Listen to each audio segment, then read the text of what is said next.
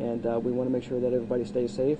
So that's our goal. So that's why we typically have officers patrolling there, especially.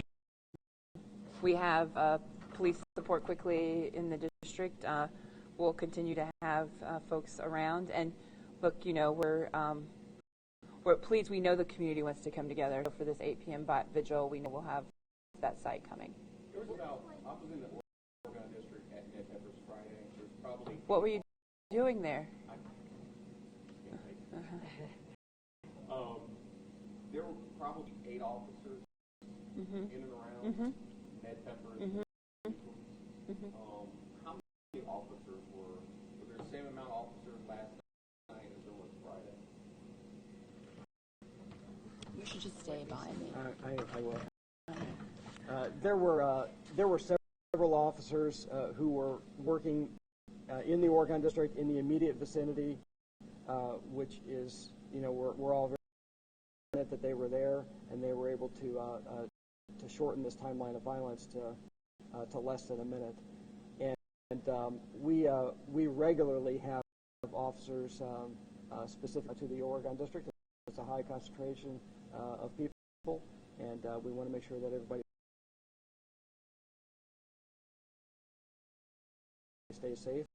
So that's our goal. So that's why we typically have officers patrolling there, especially around the bar times. Chief, we know that you're limited as to what you can tell us, but you keep referring to a he, at least. Can you tell us, man, woman, young, old, race, anything?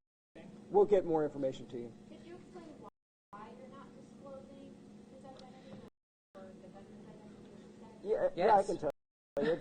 The investigation, you know, right now takes precedence over people knowing. Knowing immediately. The public will be told who this person is, and it's important for us to try to establish, to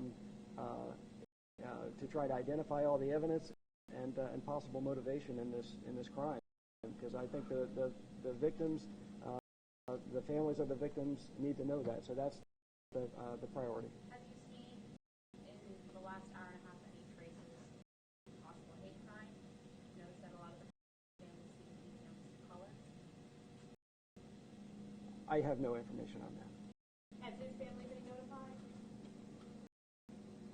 I can't tell you that. The coroner's office provides the notification to Mexican. Will there be extra security tonight in the Oregon district? There's always security in the Oregon district. We have the man from Miami Valley back. What kind of help are they doing? I'm sorry.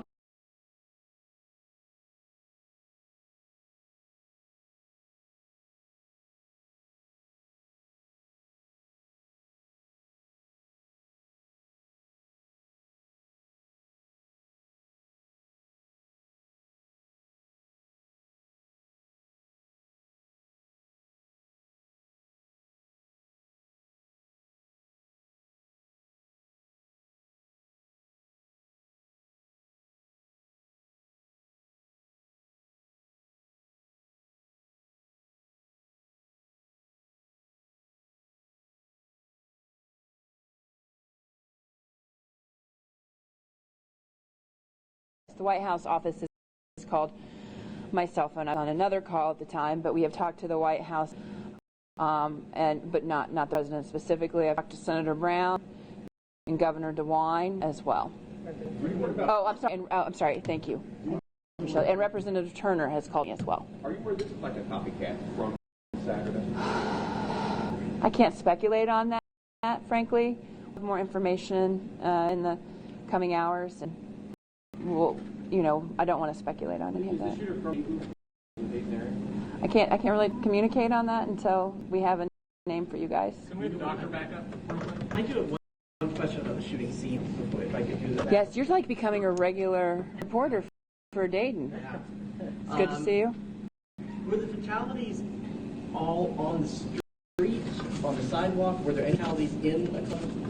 Can you clarify that? Yeah, I can tell you all the fatalities were outside. Okay. And injuries?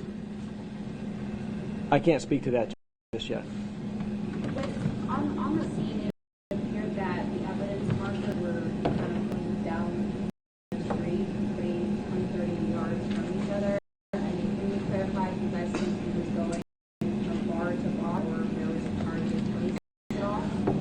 We can't really comment on any of that. Yeah, we will be able to let you know, just that won't be right now. The shooting's been said to be outside of Death Pepper. Is that accurate?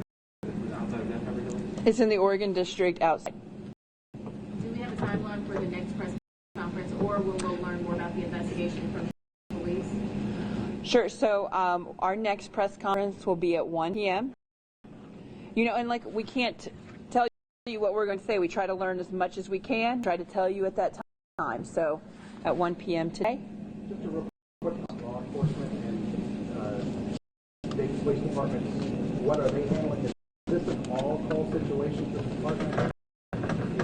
Has it done a lot of the work and now the federal investigators handle it? What's kind of how are the tasks being handled? And forgive me, I didn't catch the first part of that question. I will say this: the Dayton Police Department is conducting the investigation. We've had a lot of assistance from outside resources. FBI has been here from very soon after the incident occurred, and they've assisted with the investigation. So there are a lot of resources that other agencies and organizations have provided, and that will all be included in this investigation. I can also add that after the 1 o'clock, we are confident we'll have a news briefing at. I know it sounds too good to be true, but the Earnin app is legit. Goes, it may be all the answers just yet, but we'll try to get as many to you as we can. And I did want to thank all of the other agencies who responded. This is a mutual aid event when something like this happens. So we had police officers from all surrounding jurisdictions, as well as the fire response, Dayton Fire Department response, and there was a mutual aid request there. So there were medics from a lot of other jurisdictions too. So we appreciate everyone's assistance in this response. Were all of the injured treated for gunshot wounds, or were there other injuries? We can't really talk about that right now. So I'll give you the numbers about how many were injured and how many have been discharged. We could have Anna from Miami Valley real quick. Yes. That's great. So can you talk about what types of injuries they were treating? We treated a combination of gunshot wounds as well as injuries from people who were fleeing the scene. That's all the information I can give you at this time. Can you tell us anything about the gunshot wounds? Multiple gunshot wounds per person, upper body, anything? Some victims did sustain multiple gunshot wounds. That's all the information I can give at this time. Yeah, anybody, it's like most of the victims, relatively black, where most of the victims black. I can't speak to that, I'm sorry.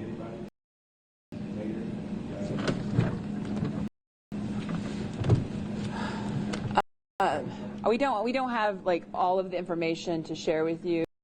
I think preliminary, it seems to be a diverse group of people. I mean about the deceased. It's a diverse group of people. Yeah, we'll have that later in the afternoon.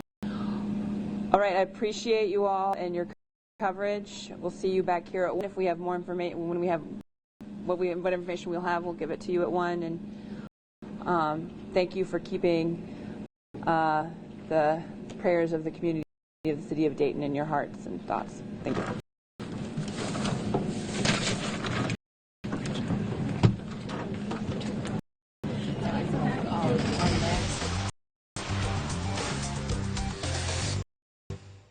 Good morning, I'm Whit Johnson, and here are the top 5 things you need to know this morning. Number 1, a deadly shooting rampage in Dayton, Ohio. 9 people killed, more than 20 injured when a shooter opened fire in the city's busy Oregon nightlife district.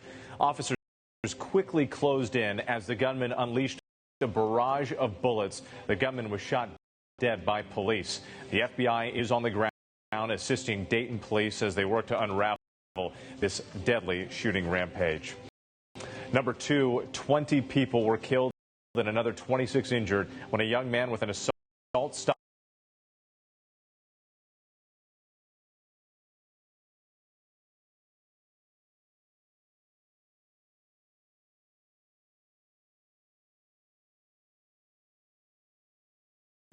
was this premeditated? Did this person plan out this shooting? And she could